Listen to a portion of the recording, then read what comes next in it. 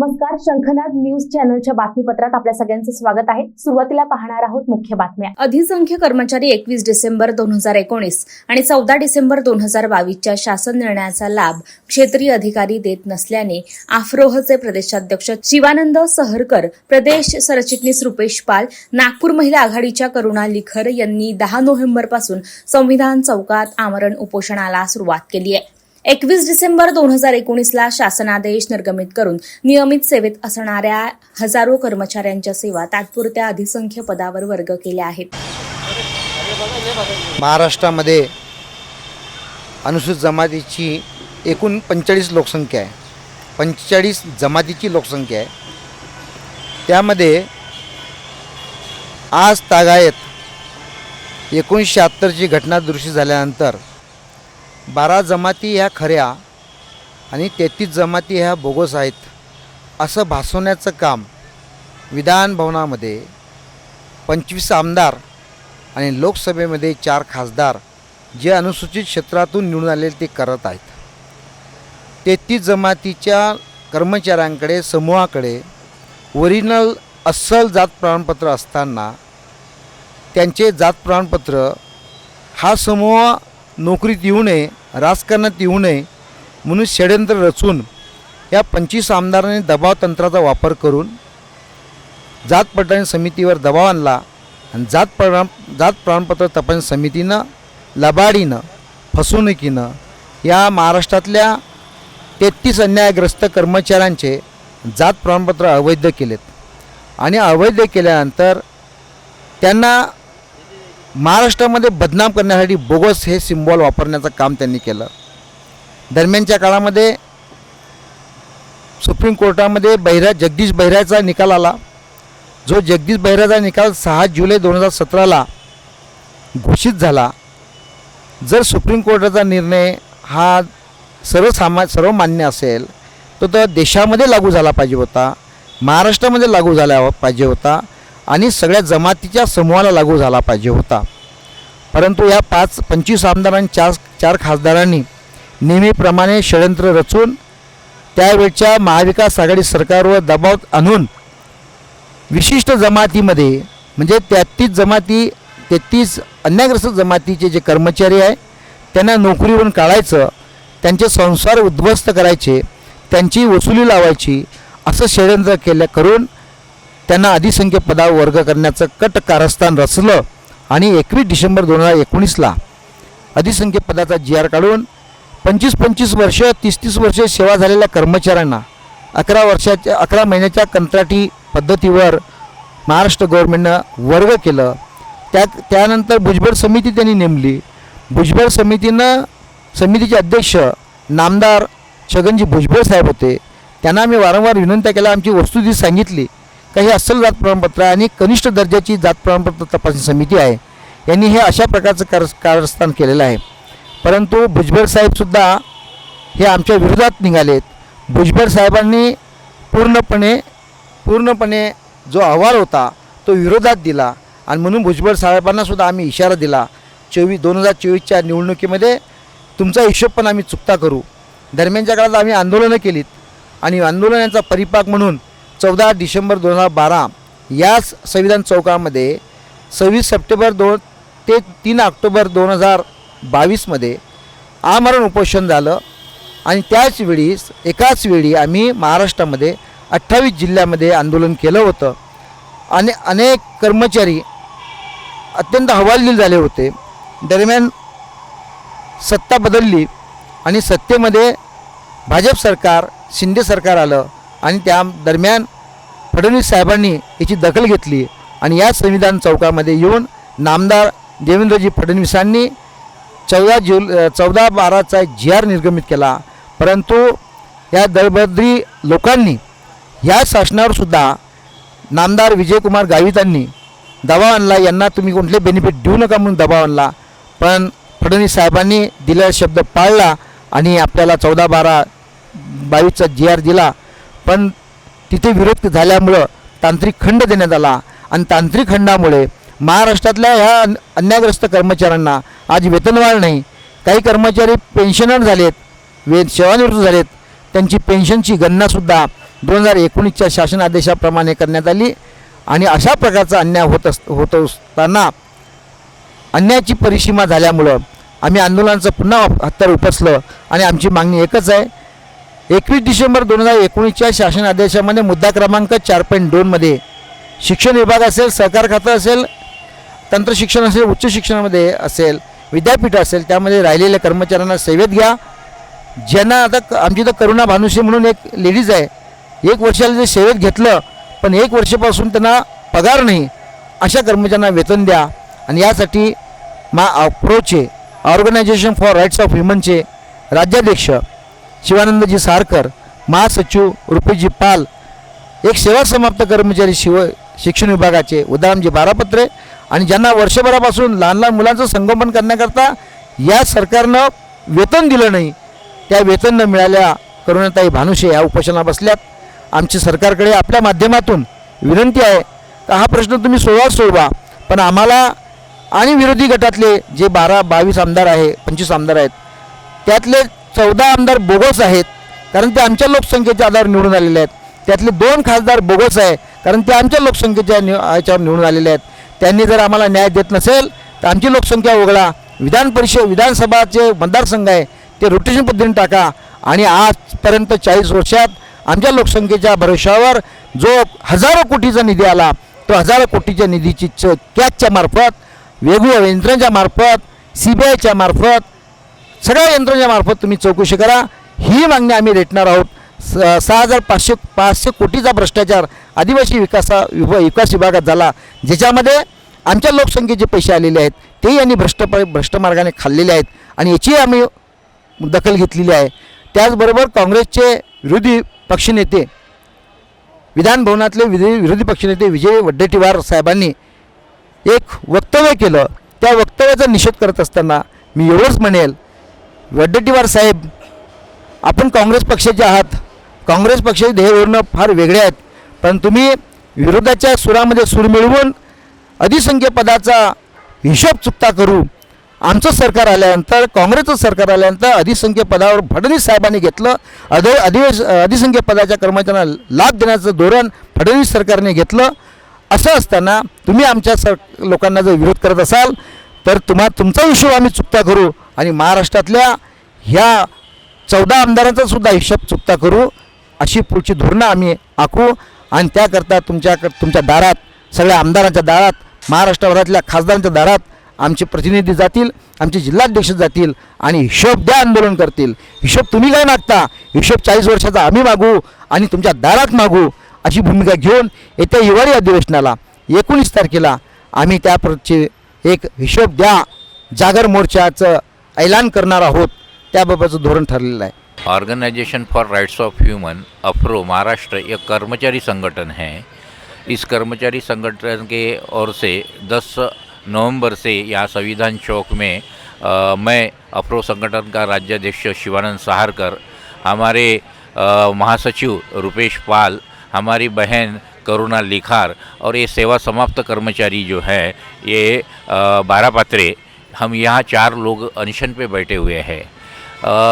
इसका मुख्य कारण ये है कि अनुसूचित जमातियों के जो कर्मचारी है उनकी वैलिडिटी नहीं दी जाती. राजकीय दबाव के तहत कुछ 32 जातियों का जो गुट है वह हम पे अन्याय कर रहा है और हमारी कास्ट सर्टिफिकेट इनवैलिड ज़बरदस्ती की जा रही है और उससे हमारे हजारों कर्मचारी हलबा, माना, गोवारी, ठाकुर, ठाकर, मन्नेरवार, कोली, महादेव कोली, टोकरे कोली, ऐसे धोबा, छत्री, राज, ऐसे 33 जमातियों के कर्मचारियों की नौकरी बहुत यानी दिक्कत में आ गई थी. सरकार ने 11 महीने के अधिसंख्य पद के ऊपर डाल दिया था और यानी इंक्रीमेंट, पेंशन, ऐसे आदि जो सेवा विषयक और सेवानिवृत्ति विषयक लाभ होते हैं वो लाभ नहीं दिए थे.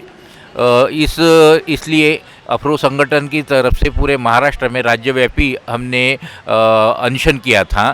संविधान चौक में भी पिछले 26 सितंबर 2022 को 8 दिन के लिए हमारा यहाँ पे अनशन चालू था. उस वक्त अपने महाराष्ट्र के उप मुख्यमंत्री देवेंद्र फडणवीस साहब अनशन छुड़वाने के लिए आए थे और उन्होंने बोले थे कि हम आपके सभी मांगे यानी संविधानिक है, न्यायिक है, हम आपकी मांगे पूरे करते हैं। और उन्होंने यह वचन भी दिया और वो उस हिसाब से उन्होंने 14-12 का GR निकाला। लेकिन 14-12 का GR निकाला है, उनमें सब यानी स्पष्ट मराठी में GR है कि सभी अधिसंख्य कर्मचारियों को सेवा विषयक और सेवानिवृत्ति विषयक लाभ देय हैं, खाली अनुकंपा और पदोन्नति यह नहीं दे सकते, ऐसा लिखा है। फिर भी ये जो कर्मचारी जो अधिकारी है जिनके ऊपर शासन की GR की अमलबजावनी करने की जिम्मेदारी है, वो कुछ तो भी उस GR में खामियां निकाल रहे हैं। यहाँ पे वेतनवाढ़ कहाँ लिखा है, यहाँ पे कब से वेतनवाढ़ लगाने की ये कहाँ लिखा है, ऐसे कुछ ना कुछ निकालते हुए सरकार को मार्गदर्शन मांगा है। और इससे पिछले 11-12 महीने हो गए, पूरी तरह से ये 14-12 का GR की अमलबजावनी नहीं हुई। इस वजह से करीबन 70% कर्मचारियों को इस GR का लाभ अभी तक नहीं मिला है।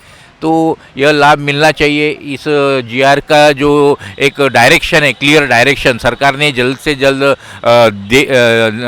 देने के लिए कुछ तो भी ऐसा परिपत्रक या GR निकाले, ऐसी हमारी मांग है। हमारी जो बहन है ये सेवा समाप्त कर्मचारी थी, पिछले यानी करीबन 19 साल वो यानी नौकरी से बाहर थी। तो 21/12/2019 का जो एक GR जो अधिसंख्य पद के ऊपर डालने का था, वहीं पे एक प्रावधान था 4.2। इस तहत जितने भी कर्मचारी हैं जिनकी कास्ट वैलिडिटी नहीं हुए, उस कारण उन्हें नौकरी से निकाला गया था, उन लोगों को और 11 महीने के लिए अधिसंख्य के ऊपर उनको लेने का प्रावधान था। इस तहत हमारी बहन करुणा को बहुत मशक्क़त करने के बाद, अनशन पर बैठने के बाद, यानी करीबन वो GR निकलने के 2.5 साल बाद उनको यानी ऑर्डर दिया, पुनर्नियुक्ति आदेश दिया। राष्ट्रसंत तुकडोजी महाराज विद्यापीठ नागपुर, यहाँ पे अभी वो पिछले 17 अक्टूबर 2022 को ज्वाइन हुई है। अब वहाँ से भी अभी तक 12 महीने का समय बीत गया, लेकिन उसको उसका पेमेंट ही नहीं मिला। अब इसकी वजह क्या है यही समझ में नहीं आ रहा। उसका डिपार्टमेंट बोलता है कि हमने आपको कैसा पेमेंट देने का, काल्पनिक ये लगाने की क्या इसलिए डायरेक्शन मंगे है। आगे डायरेक्शन मंगे तो उसके लिए इतना समय लगता क्या, एक साल लगता क्या। तो कहीं ना कहीं सिस्टम जो है वो पूरी तरह से ईमानदारी से काम नहीं करती और उसका खामियाजा हमारे जैसे इन गरीब लोगों को, हमारी बहन को भुगतना पड़ रहा है। तो इनकी भी मांग लेकर हम यहाँ पे बैठे हैं। दूसरे है 4.2 जो अभी आपको सामने मैंने बोला, वो करीबन 80% कर्मचारियों को नौकरी में लिया गया है, लेकिन महाराष्ट्र का एक अनुदानित खाजगी टीचर का जो है और खाजगी स्कूल के कोई एम्प्लॉय जो है जिन्हें नौकरी से निकाला गया था, अभी भी उस विभाग के करीबन 200 कर्मचारी है, उनको अभी भी यानी GR निकालने के 3.5-4 साल हो गए, फिर भी उन्हें नौकरी में अभी तक लिया नहीं गया। अब क्या कारण है, इतना साल क्यों लग रहा है, यही मुझे समझ में नहीं आ रहा। तो मुझे तो ऐसा लगता है कि यानी एक तो उनकी नीयत नहीं है, GR निकालने के बाद भी अधिकारियों की नीयत नहीं है। अगर किसी की ज़िंदगी बसती है, उसे नौकरी उसे मिलती है तो वह देने की, या तो कोई फिर भ्रष्टाचार वगैरह उनके यानी हमारे संगठन की तरफ से या इन गरीब लोगों की तरफ से उन्हें कुछ तो भी पैसा चाहिए होगा, इसलिए 4 साल तक वो ऑर्डर नहीं दे रहे हैं। और इनको इनकी जो नौकरी है वो मिलनी चाहिए। ये हमारे ज्ञानेश्वर बारापात्रे है, ये पूरे 200 टीचर लोगों का जो सेवा समाप्त है उनका प्रतिनिधित्व यहाँ कर रहे हैं। तो इनके भी 4.2 के तहत जितने भी बाहर लोग हैं नौकरी के बाहर, उन्हें नौकरी में लिया जाए, यह हमारी ये मांग है। और एक दूसरी मांग है कि जितने भी से ये अनुसूचित जमाती के लोग हैं, यानी महाराष्ट्र के अंदर 45 जातियां हैं, उनमें से 12 जातियां जो बोलती है कि हम यानी रियल ट्राइबल यानी खरे आदिवासी आहोत, आणि 33 जाती जी आहे ते बोगस आदिवासी है। ऐसा कुछ तो भी एक थोड़ा एक विवाद चल रहा है, मैं इसे विवाद कहता हूँ। तो यह विवाद जानबूझकर किया जा रहा है, क्योंकि जब संविधान लिखा गया और जो ट्राइबल को जो बेनिफिट देने की जब बात आ गई, उस वक्त महाराष्ट्र के अंदर कुछ जिले थे और उस जिलों के कुछ यानी तालुके थे जहाँ पे ट्राइबल कम्युनिटी थी। उसी में रहने वाले लोगों को ट्राइबल का दर्जा दिया जाता था। अपने तरफ उस वक्त चंद्रपुर जिला था।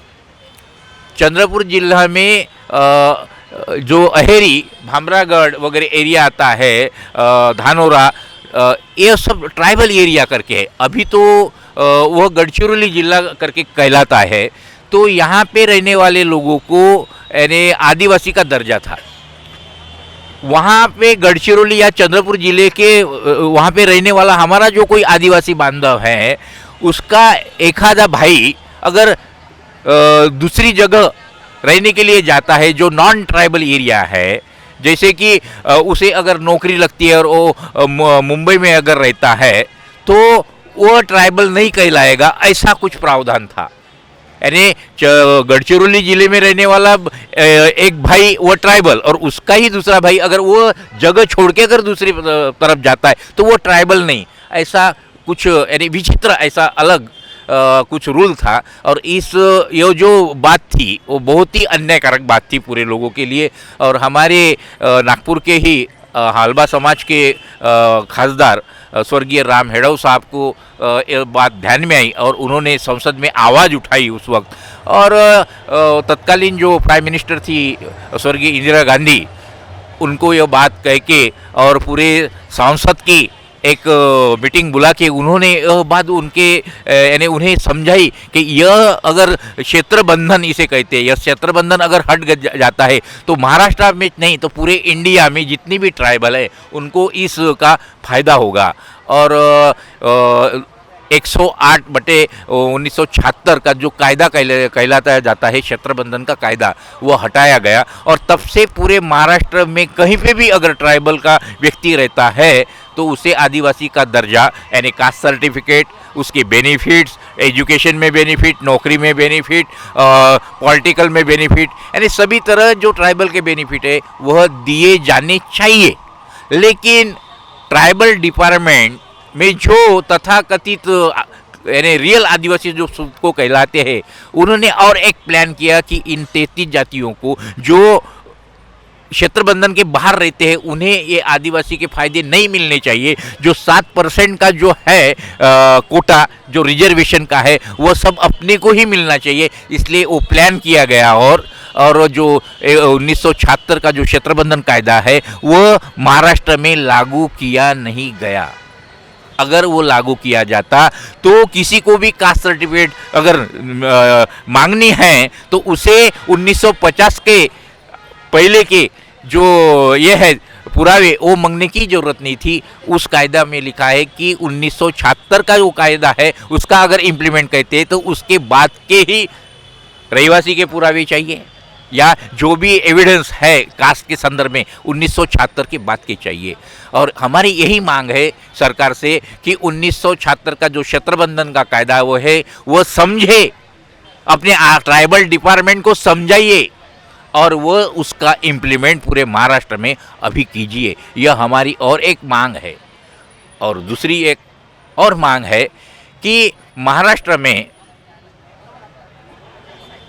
2011 की जो जनगणना है, ट्राइबल की जनगणना है, उस ट्राइबल की जनगणना में 45 जातियों के जो लोग हैं ट्राइबल के, उसके पूरी लोक संख्या है 1,05,00,000। उसमें से जो आदिवासी क्षेत्र में मैं कहलाता हूँ जिसे क्षेत्र बंधन बोलते हैं, उसमें रहने वाले लोग हैं खाली 39% और क्षेत्र बंधन के बाहर रहने वाले लोग हैं 61%। 61% लोगों को ये सरकार और ट्राइबल डिपार्टमेंट TRTI बोगस समझते हैं, उनको इनवैलिड करते हैं।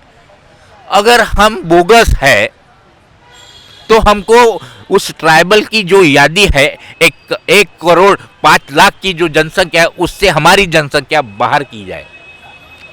और जो 1,05,00,000 जनसंख्या के आधार पर महाराष्ट्र के अंदर एसटी रिजर्व 25 विधानसभा क्षेत्र किए गए हैं, 4 लोकसभा क्षेत्र रिजर्व किए गए हैं। हमारी वहाँ की जनसंख्या निकालिए और आप खुद को जो 39% लोग बोलते हैं कि हम रियल आदिवासी है, तो आपकी जनसंख्या के आधार पर विधानसभा और लोकसभा के क्षेत्र आप रिजर्व कीजिए।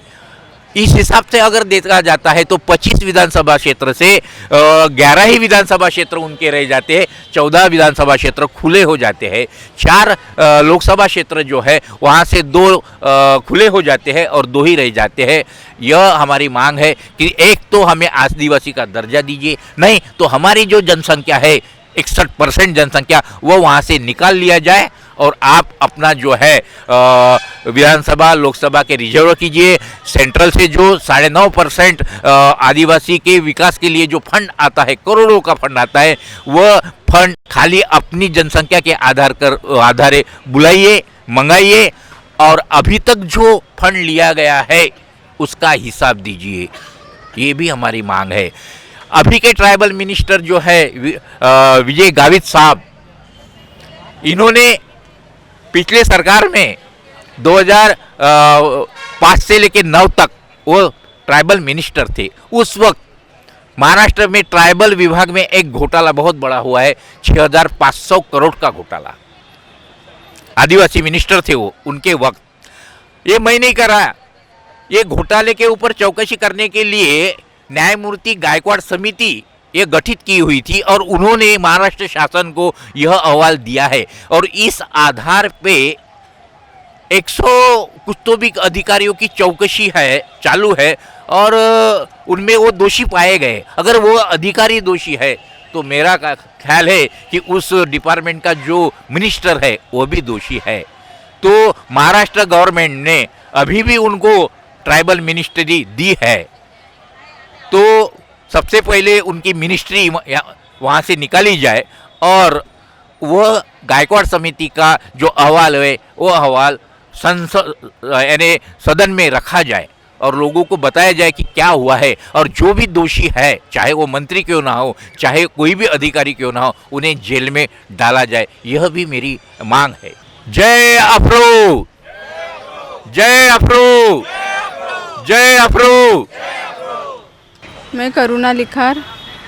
मुझे 21/12/2019 का जो GR निकला था उसमें से 4.2 के अनुसार मुझे विद्यापीठ ने ऑर्डर निकली थी, उसके हिसाब से विद्यापीठ ने मुझे नियुक्त किया था और 17 अक्टूबर 2022 को मैं विद्यापीठ में ज्वाइन हुई थी और तब और वो भी अफ्रो संगठन के बहुत संघर्ष और प्रयास के बाद मैं वहाँ पे ज्वाइन हुई थी और 17 अक्टूबर 2022 से आज तक 12 महीने हो गए, मुझे पेमेंट नहीं हुई है।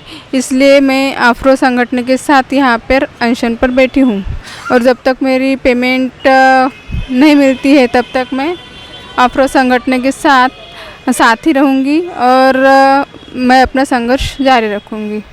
हाँ, मेरी सरकार से यही विनती है कि इस संगठन में जो मेरे भाई बहन यहाँ उपोषण में बैठे हैं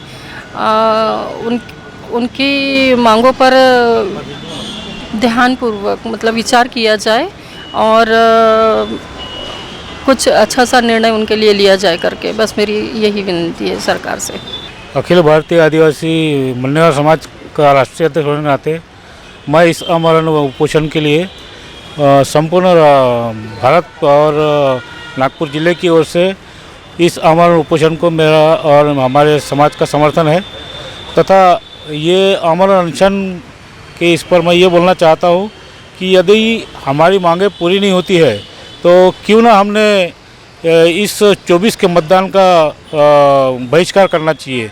पूरे हमारे जितने भी समाज के जिन पूरे लोग जो है ये लोगों ने सभी सामूहिक रूप से मतदान का विरोध करना चाहिए, ऐसी मैं गुजारिश करता हूँ।